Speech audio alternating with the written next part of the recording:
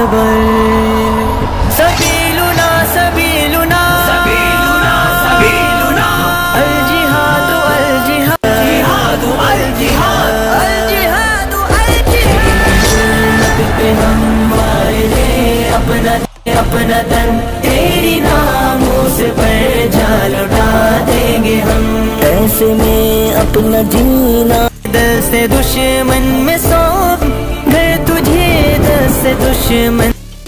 ناموں سے پر جا لوٹا دیں گے ہم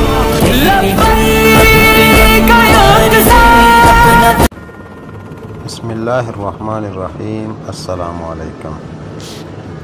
کیا شان تھی پیارے صحابہ کرام رضوان اللہ اجمعین کی، جو کبھی یمن میں تو کبھی ایران میں،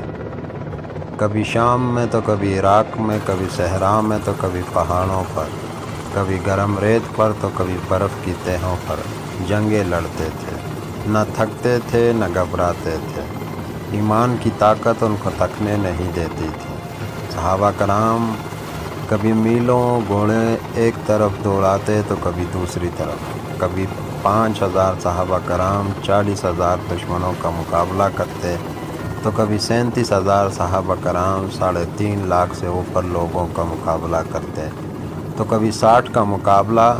خالد 60,000 سے کرواتا۔ ایمان کی حرارت اس حد تک جسموں میں موجود تھی کہ تھکاوٹ سے جسم چکنا چور ہونے کے باوجود لڑتے جاتے۔ دشمن بھی دیکھ کر گھبرا جاتا کہ یہ کون لوگ ہیں جو ایک 10 کا مقابلہ کر رہے ہیں،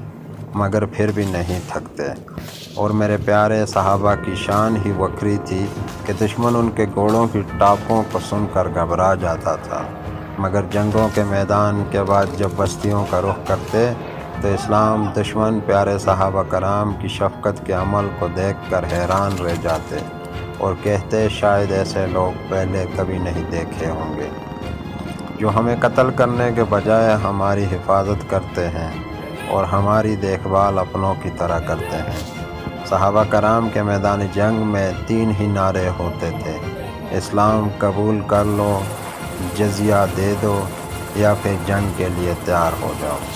صحابہ کرام کی تلواریں اسلام دشمنوں کے لیے غضب بن کر ٹوٹتی تھیں۔ دشمن آپ کی تلواروں کے وار کو سہ نہیں سکتا تھا، بلکہ میدان چھوڑ کر بھاگ جاتا تھا۔ اور جب صحابہ کرام بستیوں کا رخ کرتے تو بستیوں والے صحابہ کرام کی شفقت کو دیکھ کر دنگ رہ جاتے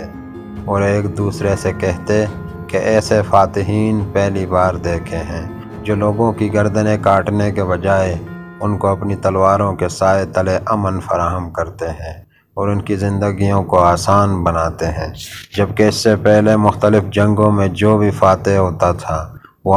عوام پر اپنا رعب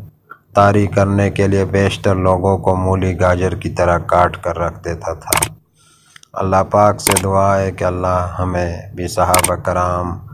رضوان اللہ اجمعین کے نقش قدم پر چلنے کی توفیق عطا فرمائے۔